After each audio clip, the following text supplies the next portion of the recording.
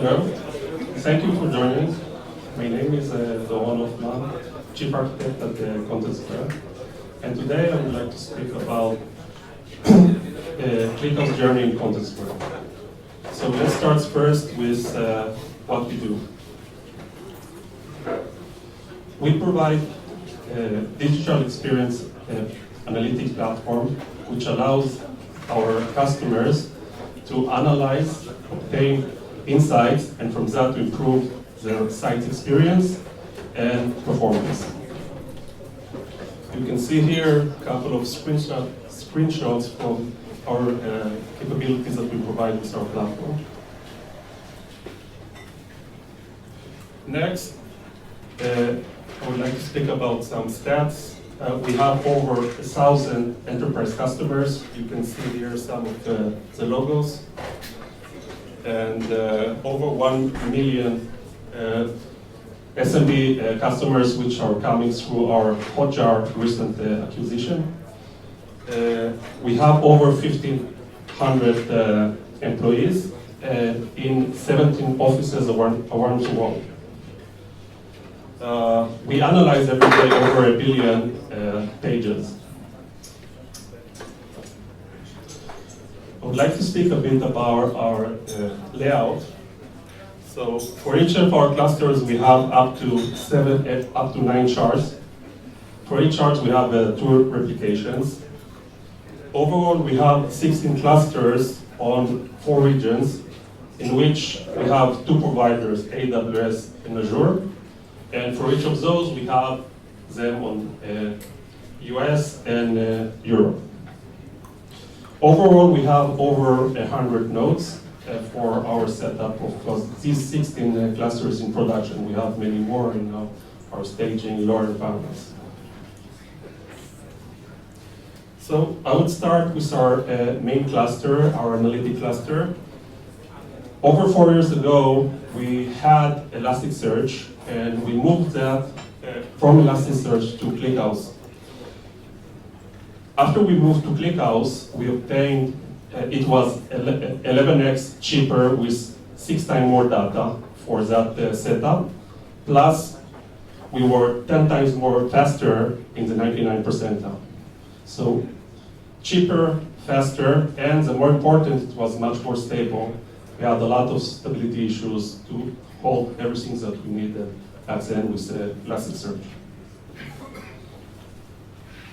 So for our main clusters, Analytic Cluster, we have the collapsing merge tree. We use a configuration of a RAID of 5 EPS ST1 disks, and we have 13 months of retention overall for the data to obtain, which we need to delete for GDPR reasons. Our use case requires on-the-fly computation. We can't pre-aggregate it because we have a lot of use case which requires the data to be to represent all the information that we need for those KPIs.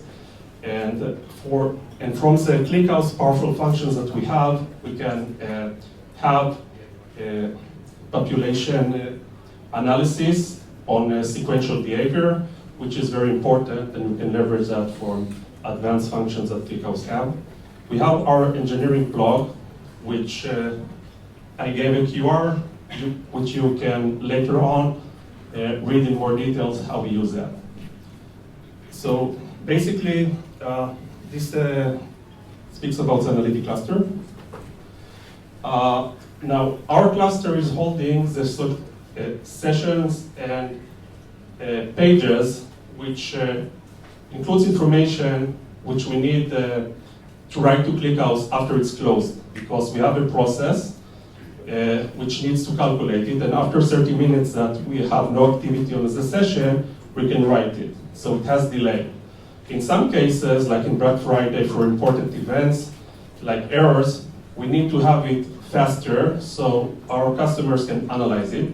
For that, we have a real-time events cluster, in which we're using aggregation merge tree, where we can place the data faster. So we have a shorter retention, and for that we're using a RAID of 4 GP3, and the reason for that is because we have very low data, but we do need to have our throughput to read it. So GP3 can give us this because each GP3 will have this 3,000 IOPS and guaranteed megabyte per second. Plus, we can always add if we need, and we can pay, and it's not related to the disk size. So the disk size, like it's related in SD1. So for that use case, it was more beneficial. And we also published here another article in our engineering blog, which you can later on read more details about that.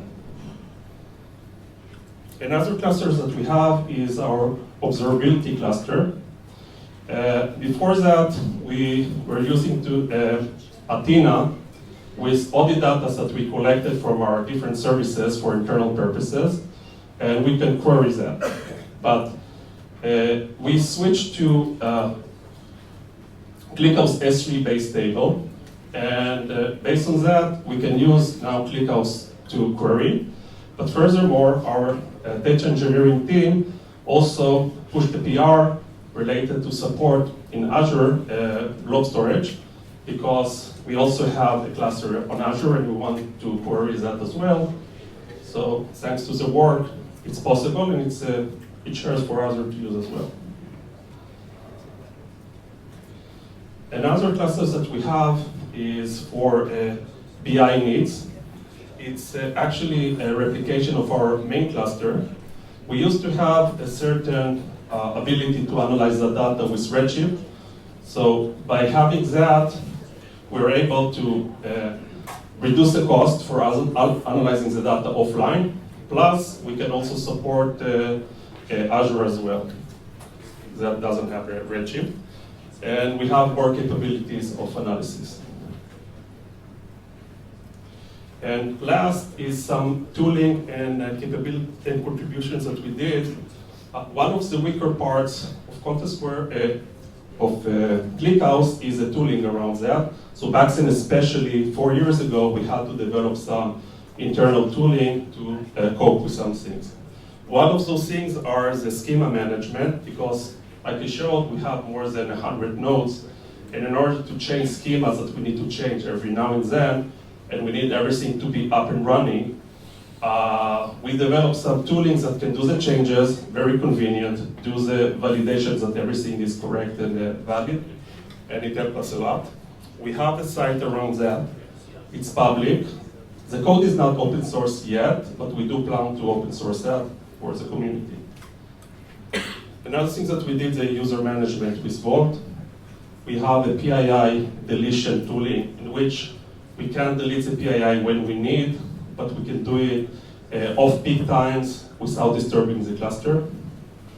We have also developed a Scala client which dynamically build and execute queries based on ASTs that we have in Scala, and it helps a lot with the velocity of the development. The CHProxy, which were the ownership of the open source, and my colleague will soon speak in depth about this solution. And last is contributing PRs to ClickHouse, our data engineering team, committing every now and then things in which are missing, so it's pushed to the ClickHouse tree. Last is, I referenced two articles that from our engineering blog. There are two more, which would be, I think, interesting to read. How to scale our ClickHouse cluster. We had some cases in which we had to add our shards. I spoke about 9, we had less before. In order to do that without putting down the cluster, there is some steps to do. We published an article how to do that with less headache around it. And another point is the full text search, in which ClickHouse is lacking, but we did a POC with integration with QuickWit, in which we obtained to have a solution about that, and we published an article. We don't have it yet in production, but we plan to have it in the future, and we published an article about that. That's it, thank you. Any questions before I switch to my comment? Yeah. Hello. Thanks for coming, everybody. This is the presentation about ClickHouse proxy. We call it CHProxy, and this is the name that I will use for the entire presentation. So let's get started. My name is Guram. I'm platform engineer at Contentsquare, working at Contentsquare about 6 years, and I'm maintainer of CHProxy. So, CHProxy HTTP, soon TCP, proxy and load balancer for ClickHouse, written in Golang, and hosted open source and hosted GitHub. Our maintainers team, led by Christoph Kalenzaga, and team members, Pavel, Leonard, and myself. A little bit history. At 2017, company Verta Media creates a CHProxy.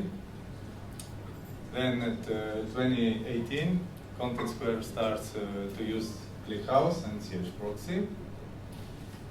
And at 2020, official support from Verta Media is dropped and last commit on the repository. But Contentsquare continues to use CHProxy in ClickHouse ecosystem. However, the repository was forked, and on top of that, Contentsquare developed multiple features, and one of them I will describe a little bit later. So, at 2022, Contentsquare decides to take ownership of the component. Yeah, and I have to be honest, I stole this slide from previous ClickHouse meetup from my colleagues. So I assume there is a big event, so it will be a surprise for me as well. So ClickHouse topology at Contentsquare. This is the very high level overview. Our data processed in one of the data pipelines. Then the data accumulated in Kafka, and the insertion component consumes from Kafka and inserts to ClickHouse. Actually, I'm not going to focus on insertion process, but how we fetch the data through the CHProxy from ClickHouse. So we have multiple customer-facing applications that connects to CHProxy through the load balancer that provided by Kubernetes integration, and connects to multiple CHProxy pods that part of our stateful set. What is the reason to use proxy if we can configure our application to work with ClickHouse directly by specifying all the cluster members in config file? So it's possible, but the problem comes once we decide to expand our cluster by adding new shards. This also possible, but if we're talking about customer-facing or sensitive applications, it can be complicated and painful. So good reason to have a proxy level between ClickHouse and applications. And here we're configuring CHProxy to work with ClickHouse by specifying all the shards in config file. Then application connects to CHProxy, and once we adding another shard, we just reconfiguring CHProxy. This can be done in multiple ways by manipulations in Kubernetes with config maps, or if CHProxy runs on EC2 machines or VMs, the changes can be delivered by your configuration management tools. In fact, we just performing a rolling update of stateful set, and this process is transparent for our applications. So let's overview of the features of CHProxy.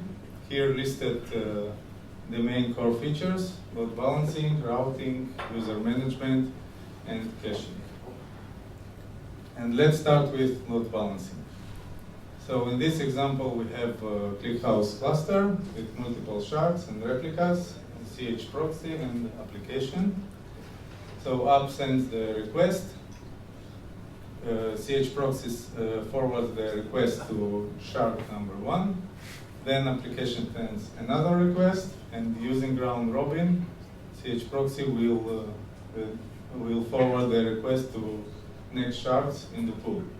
In fact, it's more than round robin. Stuff like sending heartbeats to shards, assigning priorities, and marking nodes as active, non-active.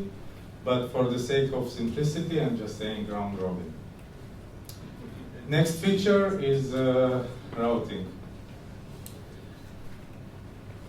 Application can request data from different clusters, and CHProxy will handle this approach.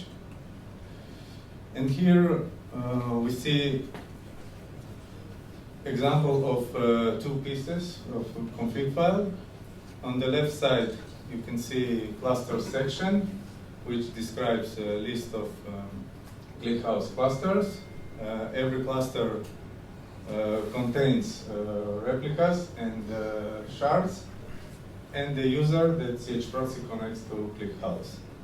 On the right side, it's user section, which describes the mapping of users to specific cluster and user that CHProxy will connect to ClickHouse. Here is the illustration of routing.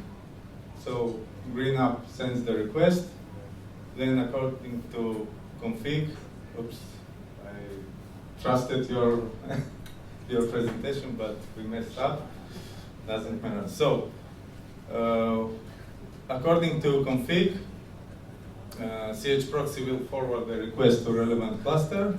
For the green app, it will forward the request to ClickHouse sessions. And for the blue app, it will forward to ClickHouse user cluster. And the same for purple app. Okay, sorry about the mess, but Microsoft PowerPoint. No. So next feature, caching. Hopefully here it will be fluently. So CHProxy can have multiple file system local cache. And here is the example. By specifying mod file system in the cache section, max size, grace time, expiration, and another settings, CHProxy will work with the local file system cache. Below is the user section, and the same as for clusters. User can be mapped for specific cache, and if you map different users to the same cache, we call it a shared cache, and CHProxy will work with the cache for both users.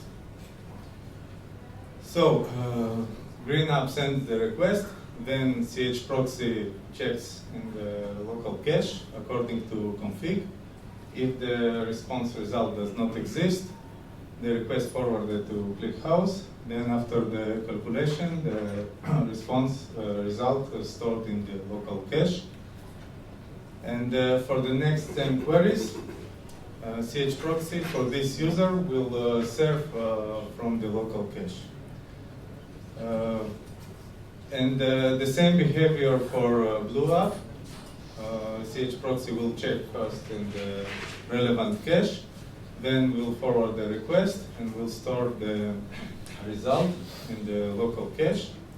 And regarding the purple, if it sends the same request as blue app, CHProxy will directly respond from cache. Another great feature is concurrent caching. So if two applications sends this 2 same queries, and queries arrives at the same time to CHProxy, then both accumulated to queue, and CHProxy checks in the local cache. If the result does not exist, request forwarded, calculated, and then the response stored in the local cache. And CHProxy sends the response for the first request, which is blue, And regarding the purple, it's served directly without forwarding to ClickHouse. In fact, it's a bit more complicated, but we will not deep dive in this mechanism. So let's talk about the caching problem. In this example, we have ClickHouse, node cluster, I like cluster, app, and two CHProxys with local cache. So app sends the query, it arrives to CHProxy number 1, then the same checks in the local cache, then forwarding the request to ClickHouse.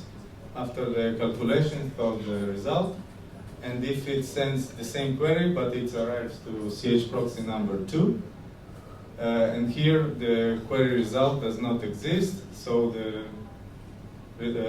query forwarded again to ClickHouse, and again ClickHouse should calculate, and the result will be stored on CHProxy number 2.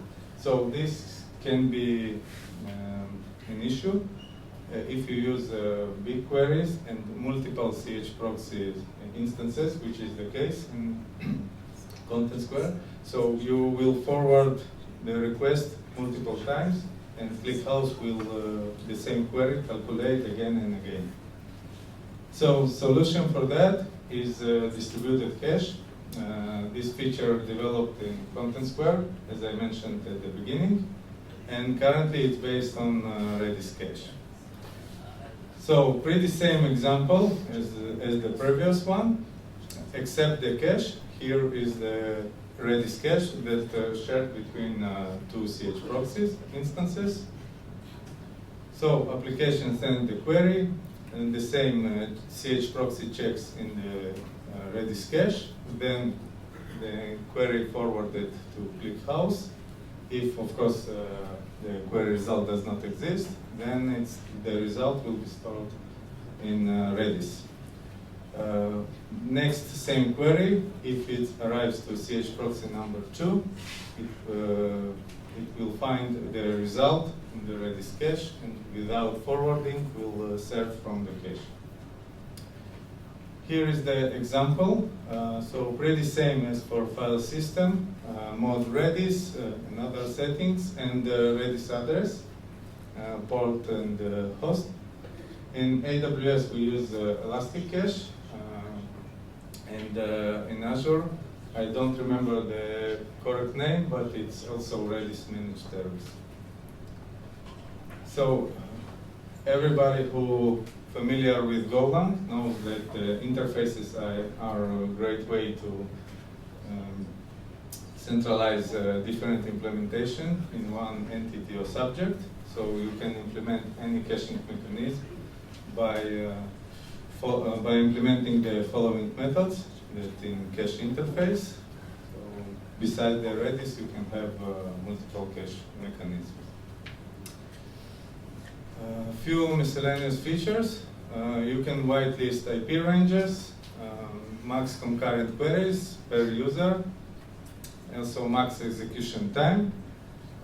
In a few cases, you want to stop query execution if it takes more than defined time. So CHProxy will send the trigger to cancel the execution of the query. Users can be transparent. This is the new feature. So the original credentials can be sent to ClickHouse to authenticate. If user property is wildcarded, set to true, so authentication will be done on ClickHouse and not on CHProxy. And max payload size, so limit of response size for caching. Yeah, so monitoring. CHProxy expose metrics in Prometheus format that's available at /metric path. Here listed few of them, but the full list of metrics available on the configuration page, metrics section on official website, so please check it out. Yeah, so using GitHub Actions and Go Releaser, we built our packages, and we provide for Darwin and Linux, AMD 64 and IRM 64. And besides that, we provide Docker images that are available on Docker Hub, and repository Contentsquare platform /CHProxy. We like contribution. So here are a few numbers of last activity from previous year. You're more than welcome to contribute to the project by opening PRs, issues, asking questions, sharing your ideas. So contribution is appreciated. And the last thing, everybody knows that ClickHouse nitarmazit, meaning doesn't slow down or doesn't stumble, maybe. So I promise you that CHProxy nitarmazit as well. But I currently don't have to share with you some benchmark results. This task prioritized. Of course, the main thing is TCP support, but besides TCP, we're going to work on benchmarking, and we will publish the result in multiple channels. So, thank you.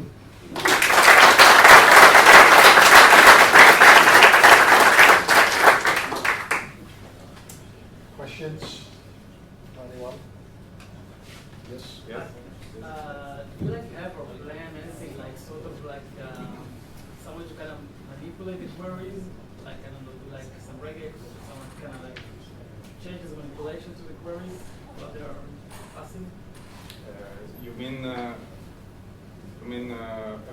removes some parameters from your query? Remove, add some filters, I don't know, some. I know what I'm interested in, but I'm not sure for everybody. But everybody probably wants to try to manipulate.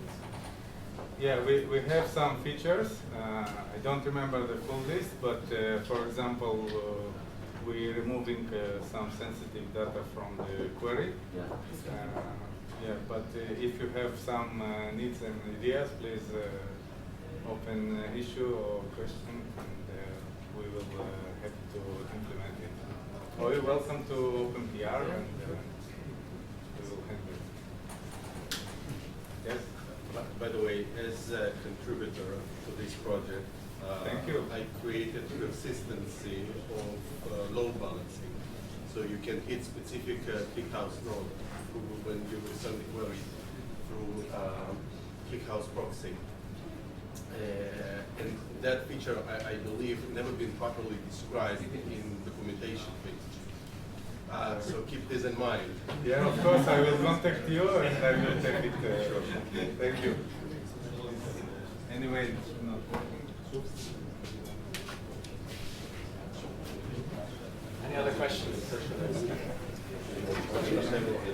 Okay, thank you.